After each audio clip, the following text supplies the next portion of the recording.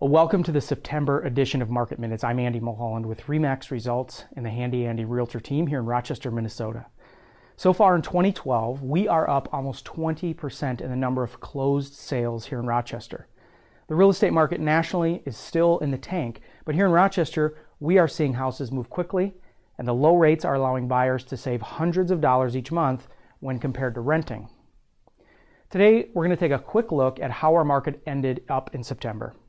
But first, let's take a closer look at closing costs in a real estate transaction. This is often a question we get from buyers we work with, so today we'll explain visually. This is you. This is the house you're buying. These are the sellers. You made an offer and they said great. To finish this, your real estate agent will help you through the closing process, and you will pay some closing costs. This video explains this and these. Closing or settlement is about you becoming the legal owner of this. Public records currently agree that this belongs to them because the title establishes their legal ownership. Swapping these requires loan steps, legal steps, and title steps. Loan steps first. These guys loan you the offer money. You promise to pay back more over time. They charge you some loan fees and collect insurance, interest, and reserves as part of your closing costs. Legal steps next. To make the public records show that you are the legal owner of this, the government has to record the transfer of this, and they also take a little bit of this. Title steps last. The title company actually handles the transfer of this. You pay for their help. They have to find all the records here that relate to this and make sure that this is really theirs to sell to you. That's called a title search.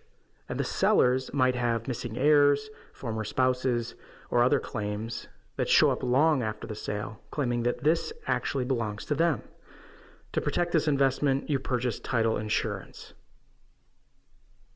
To recap, closing involves loan costs, legal costs, and titling costs. At your closing meeting with the sellers, your title company will have all these costs summarized on the government HUD-1 form.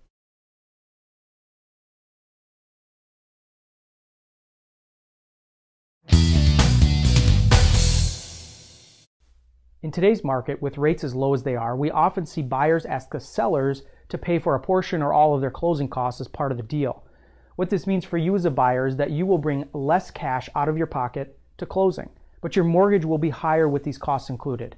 Sellers typically don't mind you asking them to pay your closing costs because they just look at the net offer after deducting the costs. If they're okay with the net amount, they will accept your offer. As an example, let's say you offer $200,000 with the seller paying $5,000 towards your closing costs. The seller really sees a net offer of $195,000. After they deduct the $5,000, they will be paying towards your costs. But let's say you just offered $195,000 with no closing costs paid by the seller. In the eyes of the seller, these two offers are identical.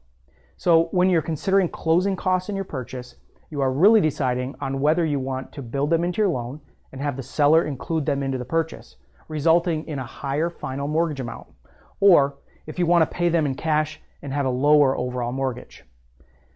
There are a few important things to consider when you're deciding on how to structure your closing costs. Be sure to talk with your agent and your lender about what option is best for you. Okay, so let's take a look at what we saw in September in the Rochester real estate market.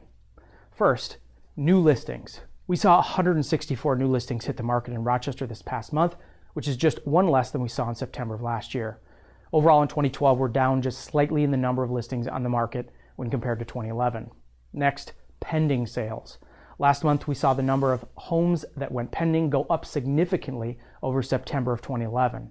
Rochester had 145 homes see signed offers on them this past month, which is a 30% increase over September of last year when we saw just 114 pending sales. Closed sales are also up this past month in Rochester with 159 homes closed. That's an increase in closed sales of 18.7% over September of last year. Now, the average home in Rochester was on the market for just 97 days before it closed in September. It's another decrease in the time we are seeing a home in the market. When we look at the entire year so far, we see our average home in the market just 104 days, down from 141 in 2011. Our market is like the Energizer Bunny. It just keeps going and going and going. Well, thanks for watching this month's edition of Market Minutes. I'm Andy Mulholland with RE/MAX Results and the Handy Andy Realtor team, where we are real estate done differently. Thanks for watching.